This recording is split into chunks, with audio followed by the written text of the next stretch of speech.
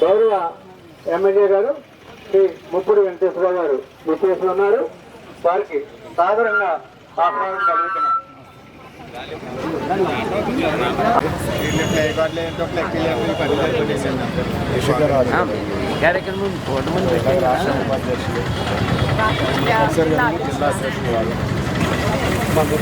General secretary అండి state Guntur general secretary.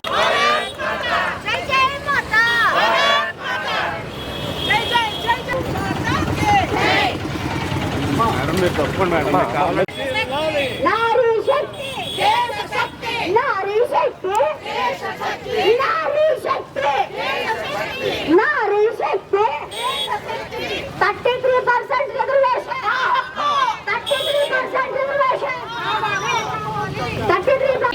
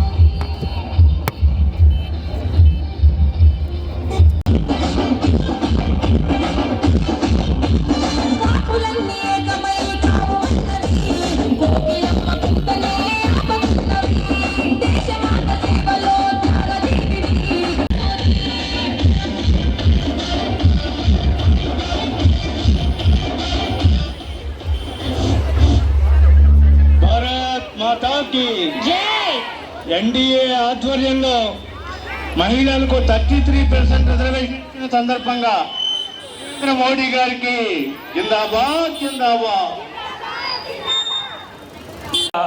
16, 17, 18 తారీఖుల్లో కేంద్ర ప్రభుత్వం ఎన్డీఏ కూటమి ఆధ్వర్యంలో ఎప్పటి నుంచో అనేక పార్టీలు వాగ్దానాలు ఇచ్చి అనేక రాజకీయ నాయకులు మాటల్లో కానీ చేతల్లో కానీ చేసేటువంటి విధానం ఏ విధంగా ఉంటుందంటే మనందరికీ కూడా తెలుసు.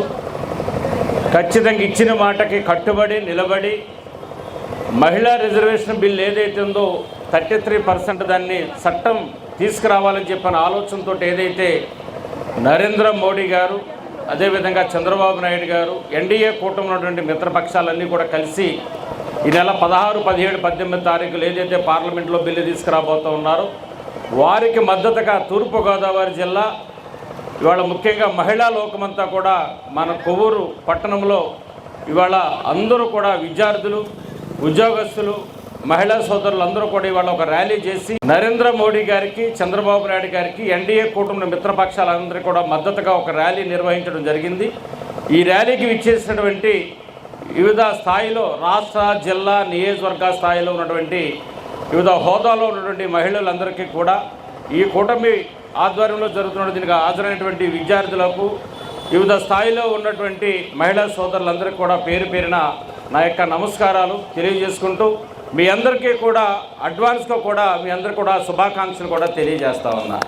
ఎందుచేతనంటే మహిళలంటే మనం పూర్వం నుంచి కనుక మనం చూసుకున్నట్లయితే కనుక ఒక వంటింటికే పరిమితం చేసినటువంటి సమాజం తరతరాలుగా మనం చూసాం.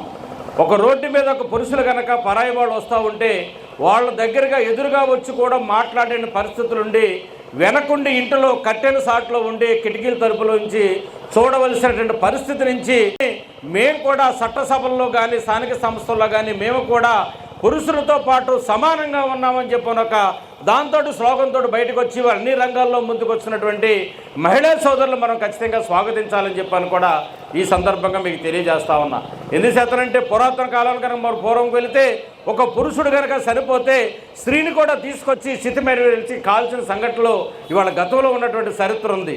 దానికి సతీసమ చట్టాన్ని కూడా తీసుకొచ్చి రాజా రామ్మోహన్ లాంటి కూడా పోరాటం చేసి దాన్ని ఒక చట్టం కూడా తీసుకొచ్చిన పరిస్థితి కూడా పూర్వం నుంచి ఉన్నటువంటి పరిస్థితి కూడా మనందరికీ తెలుసు. కాబట్టి ఇవాళ సమాజంలో సగభాగం ఉన్నటువంటి స్త్రీలు ఇవాళ స్త్రీలు అంటే తక్కువ అంచనట్టు వేయలేదు.